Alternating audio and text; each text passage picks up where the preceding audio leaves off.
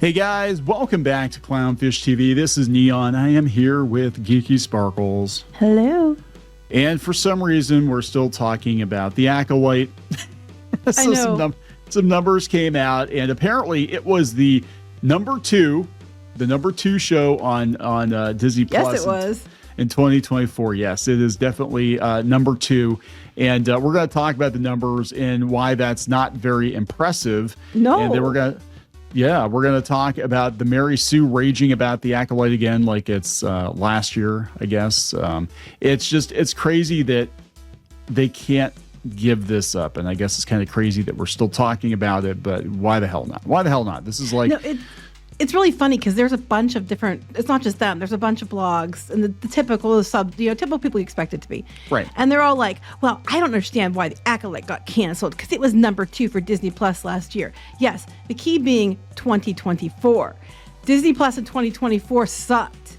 Yeah. Their numbers were not good. Literally, their top show for Disney in 2024 was lower than Netflix's number 10 show in 2024. So saying it's number 2 on Disney Plus is not the win you think it is. I love this. We have Rachel Leichman from the Mary Sue. So the Star Wars show that got canceled because of ratings had good ratings. It didn't though. They're not comparatively. good. Comparatively, it did not. It's like we're talking about the curve, right? Where everybody fails the test except for one kid that gets a D, and he's the smartest kid in class at that point. So they move the D to the A, and everybody else gets bumped up up because of it. Right. Yeah, it's like that. And she's so mad about it. It's hilarious. Yeah, we'll talk about the Mary Sue. I mean, here's the thing. Like, I don't know if they're legit mad about it or they're just desperate for. Oh, and it's her. She's legit mad about it because don't you know? She even makes a dig in her thing about and it was the toxic people who think they're Star Wars fans, and then she put in parentheses, they aren't. And I'm like, oh come on, Rachel, neither are you. This is the same person who went after Gary from Nerdrotics and said that he didn't know anything about Doctor Who, and here he had like a massive collection of Doctor Who Blu-rays and DVDs and memorabilia, and merchandise. Merchandise. Like, yeah, and he's like, "Show me your collection." Crickets. So anyway, we're gonna talk about this. Before we get into it any further, please subscribe for more pop culture news, views, and rants, guys. You will get a woohoo if you do. Woohoo! Check out clownfishminus.com. Support the Reef. You can also support the Reef here on YouTube and locals as well. Thank you very much. So yeah, walk me through this. The Acolyte was the number 2 Disney Plus show in 2024. So what's going on is Luminate Data had put a list of shows out for 2024. Now the data collected is between December 29th, 2023 and December 31st, 2024. Okay. So they put a list of the top Disney Plus shows in that more than a year time frame. And Percy Jackson, Olympians was number 1, Acolyte was number 2, Agatha's Long was number 3, Echo, X-Men 97, et cetera, et cetera. Interestingly enough, The Mandalorian season 1 was still on the top 10 list, even though it came out like 4 or 5 years ago. All right. That's how bad the numbers are. It's interesting, though, because now I can play that game, too, because a lot of people are like, well, X-Men 97 didn't do very well. I'm like, well, it did better than most of Star Wars. That's true. I mean, I'm just saying, people are like, it didn't do good. I can't believe Echo beat most of Star Wars. Like, that's pretty damn sad. So, I mean, this chart is in millions of minutes, which is like, it means like 3.07 billion minutes. Right. 2.6. Okay. So Percy Jackson was number 1. The Acolyte was number 2 with 2.673 billion minutes watched. Now, this is from June 4th to December 31st. So you're talking like almost 7 months it took to get that low number. 7 months. Meanwhile, Agatha All Along was 2.284 billion, which came in after it. But you have to remember too, it had 3 months less, so it had 4 months. You know? And so one thing people have to look at, we're talking about Echo here and stuff too. It's not just the watch time. It is the return on investment. Mm-hmm. Agatha All Along cost way less than the Acolyte. Echo cost way less than the I don't know if Echo did, but Agatha All Along did. It was they tried to experiment where they weren't spending a lot. So to them that was a win. Where the Acolyte, the budget was so ridiculous that even fans of the show were like, where did the budget go? Yeah, because some of the shows that were supposedly cheaper. You know what I'm saying? So this is kind of the Hollywood accounting. I think they're kind of pushing the budget around other places or whatever. But like, yeah, the Acolyte looked cheap. It looked like a Star Trek show from the 90s. Yeah, and I love Star Trek. I do, but the story definitely makes up for the special effects. Not an Acolyte. Not in the Acolyte. Yeah. And that's just it. Like you can have two shows that get similar numbers, but the show that costs half as much might warrant getting a pickup and the other one doesn't. Right. And then, okay, so they're like, it was number 2. Yes, number 2 for 2024. However, if you keep scrolling down, we have the Illuminate data information that we talked about before. This was the total minutes watched for the first 12 weeks of the Star Wars show. So in this case, when they did this post we talked about before back in July, it had been out for 5.5 weeks. Well, since then, we definitely crossed the additional weeks to equal to 12 weeks, which was 6.5 weeks? Yeah. We crossed that since then. So we know that the Acolyte came in at 2.6 some billion minutes, right? Mm-hmm. So it doubled what it was at there, but it's still underneath what all those shows did in the same in 12 weeks, and that's completely since its launch. So it was considerably less than that over 12 weeks, and it still was far behind. Even at 7 months, it's still far behind the other shows. That's the point. In a year of shitty Disney Plus shows, the Acolyte comes in number 2, but it's still less than half of Andor, for God's sake. Mm-hmm. So Disney's going to look at this and be like, for the amount of money this costs and the backlash that we're getting for it, there is no future for this show. So they cancel it quick. So they're like, it was number 2. And I said, yes, but you have to put it in context. It might have been number 2 for 2024, but their shows in 2024 compared to other networks did not stream well. So it did not, 1, do well compared to other networks, but 2, other services. But 2, it didn't do well even if you compare apples to apples with other Star Wars shows in a 12-week time frame and you give it the benefit of the doubt and give it 7 months. It still doesn't come in. And those numbers we just showed you, that was 12 weeks. That wasn't the entire run. That was for a 12-week chunk. So even if you add what they got after 7 months and give them the benefit of the doubt, it still was nowhere near the other ones for 12 weeks. No. And again, that's what they just want to stick it. They want to stick it to the chuds. They want something that they like to do gangbusters. And I'm like, look, if you put it out there, market always decides, right? You put out some show that maybe the old fans don't like it, but it does gangbusters numbers. I remember when Star Trek The Next Generation first came out, a lot of original series Star Trek fans did not like Next Gen when it first came out. They said it's too futuristic. It's too far removed. We don't like the new cast. Why is there an old man as the captain? And we want, Shatner and all that. And I remember it being divisive, somewhat, even though as a kid, there was a lot of talk about it. Especially like my uncle, he was really into Star Trek and he's like, so is my dad. Yeah. He's like, I'm not into this. And, we see this every time there's a reboot or a reimagining or whatever, but at the end of the day, if the viewership is good, it doesn't matter what the old fans think. And in this case, every time they've tried to reinvent the wheel, not only do you push away the old fans, but like nobody else gives a crap either. Right. And they're trying, and people like Rachel are like cheering on, like, it's not fair. It got canceled because it was number 2. Suck it, chuds. It's like, suck it, moron. Number 2 in context doesn't mean it means number 2, but not the number 2 you want. I mean, It did not do well. If you compare it to other shows, apples to apples, for the same amount of time, and even give it extra weeks, still did not come in anywhere near the other ones. That is the problem.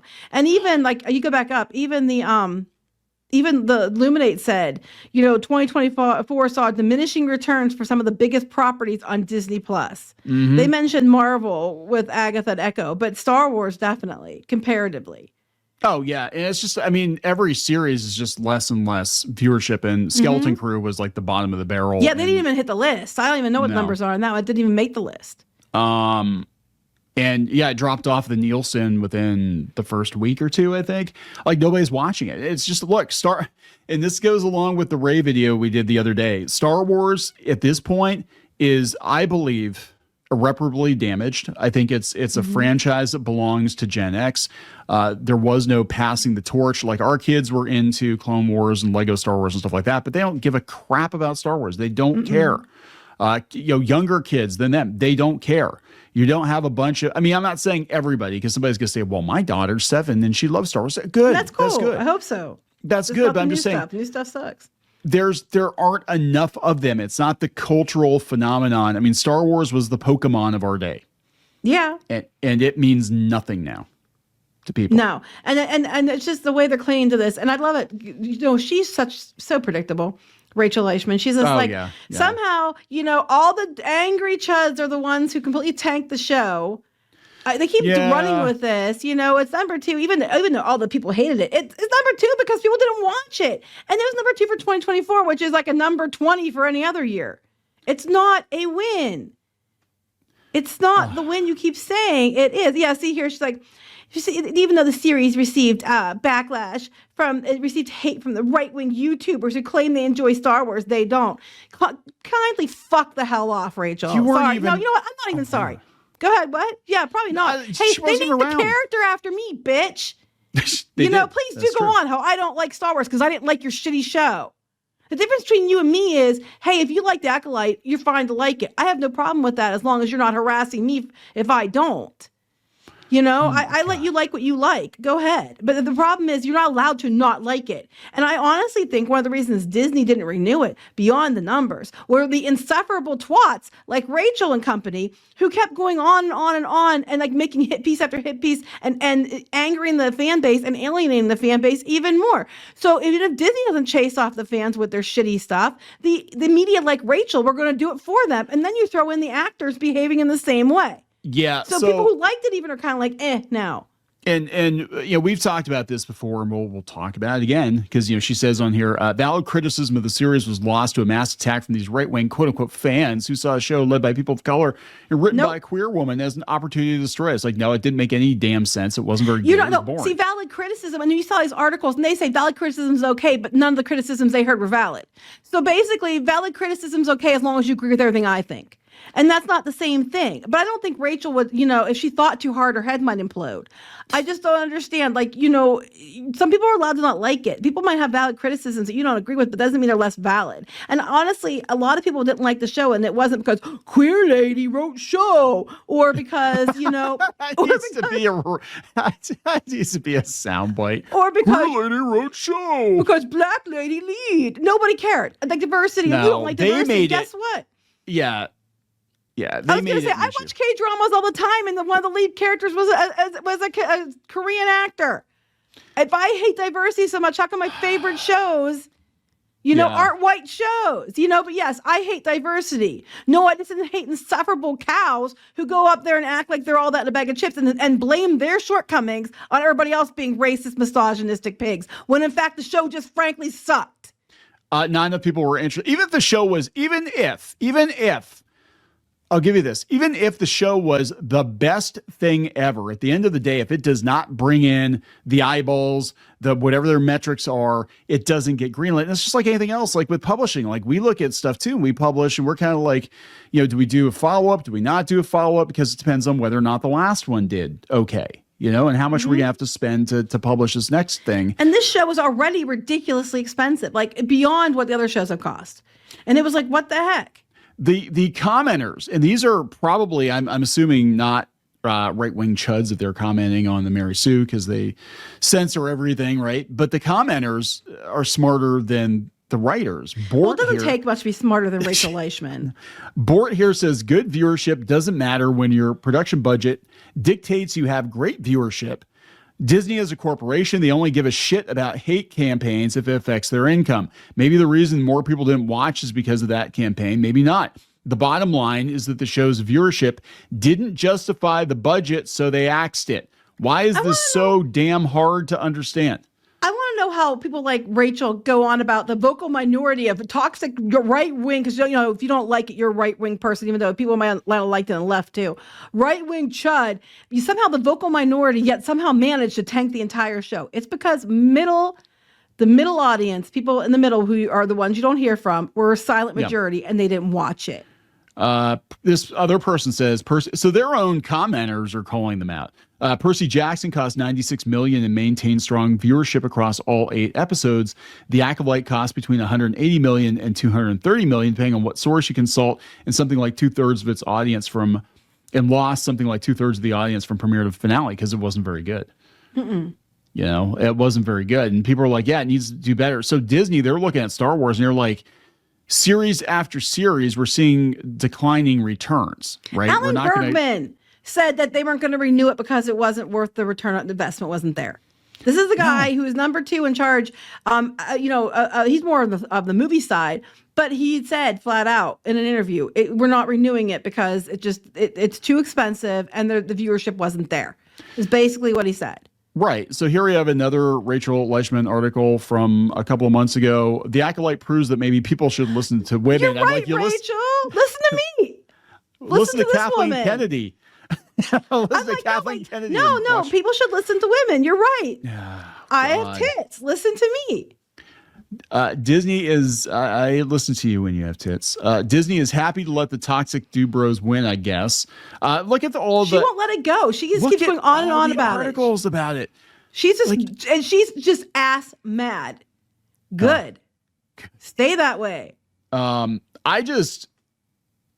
don't know. It's like, I mean, they're gonna claim this as a win, but it actually makes you look incredibly stupid because anybody can pull up numbers, and they're saying that the she looks numbers stupid every time she opens her mouth. Well, I know, but I'm just saying, like, your own comment section, Rachel, is calling you out, and they're like, the show was expensive. It did not perform to the level they wanted it to, and Disney factors in other things too, like, I hate to say it. Can I say it? Toy sales. They look at toy sales and they're like, none of these Disney Plus Star Wars shows are selling any toys. They got lucky with Grogu.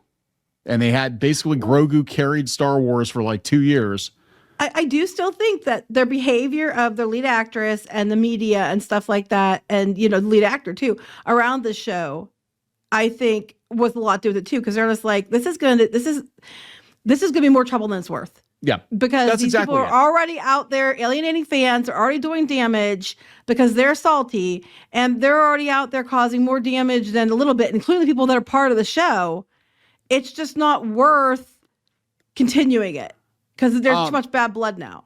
Sometimes the studios will actually use the numbers or the financials or whatever as an excuse to get rid of shows and people that they think are going to be more trouble than they're worth. And when you've got Amandla out there twerking at the chuds and doing diss tracks and crap, they're like, oh my God, yeah, let's not even. So that definitely did not help. And I mean, just at the end of the day, it's nothing personal. It's just business. And that's what a lot of these people in Hollywood current year do not understand, is that the market in many ways the audience decided that you don't get to make more of the thing you like. And we used to understand that. Like there were shows that were incredibly popular or had a cult following back in the day that still got canceled. And, we do write-in campaigns or whatever, but you didn't see the stars of those shows out there like attacking the fans or blaming the fans or whatever. I mean, I don't remember the Firefly fans getting pissed off about. They probably. I mean, they were pissed that the show got canceled, but I mean, I don't know what, because that was probably a rating campaign. Yeah, but the cast wasn't out there calling them names. I don't think. No. I mean, they would make jokes. They'd make jokes about it. What was it? Castle. Nathan Fillion made a joke about Firefly a couple episodes in. I remember that he was wearing the Space Cowboy out there or something. They made some joke about getting canceled before he had a chance to. I thought it was kind of funny, but I mean, there are shows out there people love that get canceled all the time, and it comes down to the budget and shit. And I just, people don't understand. It's like, I'm sorry, your fan. What they're hoping for, and what did not happen. What they're hoping for is that their quote unquote their stuff would take off. It would supplant the original fandom. They would be victorious. They would win. They would have Star Wars. They would have Marvel. They would have Dungeons and Dragons. They would have all these, they would have the video game industry and whatever. And all that happened was you chased off the majority of the customer base. So there's nothing for you either. There's no money to bankroll your fan fiction. And if you are a true fan, as you claim about it, you were a true fan, that anything they shit out, you should love, right? Because if they continued it and it wasn't the stuff that you wanted for you, and it was just more like what the majority wanted, clear majority, obviously by the interaction and engagement for the show, people like Rachel would be screaming that it wasn't the Star Wars they wanted. And it's like, but the difference is you guys are the small vocal minority, and it's provable, but by numbers. And the thing is, you would we be allowed to say, well, you wish you were a real Star Wars fan? You know what I'm saying? It's like, yeah, right. It's stupid. It's stupid. It's over. It's gone. It's over. You congratulations. That ship has sailed. congratulations, you killed Star Wars. People like you, the people working at Lucasfilm that are like you, that agree with you, you killed Star Wars, and now nobody gets to have it. Maybe that was the intention. Maybe that was the intention all along, is like, if I can't have it, nobody gets to have it, so we're just gonna fucking kill it. And maybe that was the Machiavellian scheme behind it. I don't know, but all these franchises are basically dead because people like Rachel are in charge at the corporate level and making really dumb decisions that alienate longtime fans. Well, they used to be, but I think it's changing. Unfortunately, it might be too late. It's too late. It's too late for Star Wars. I honest to God think we need to just throw it on the funeral pyre and call it a day. Light it on fire. Yep, we can say hi to the Force Ghost every once in a while, but light it on fire. All right, so we're gonna wrap this up. Please subscribe for more pop culture news, views, and rants, guys. We'll talk later. Bye.